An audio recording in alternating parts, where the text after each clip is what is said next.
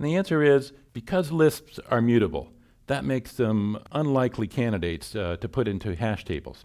And here's why. Let's suppose we did allow lists to be hashable. Now we're trying to compute the hash function for y, and let's say we have a very simple hash function, not a very good one, that just says add up the values of the elements. Let's also say that the hash of an integer is itself, so the hash code for this list would be equal to 6, the sum of the elements. But now the problem is, because these lists are mutable, I could go in and I could say y at 0 equals 10. Y would be the list 10, 2, 3. And now when we check and say, is y in D, we're going to compute the hash value of 10 plus 2 plus 3 equals 15. And that's a different hash value than we had before.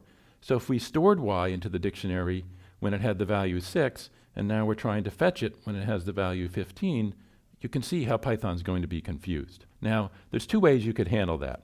One, the way that Python does take is to disallow putting the list into the hash table in the first place because it potentially could lead to errors if it was modified. The other way is Python could allow you to put it in, but then recognize that it's the programmer's fault, and if you go ahead and modify it, that things are not going to work anymore.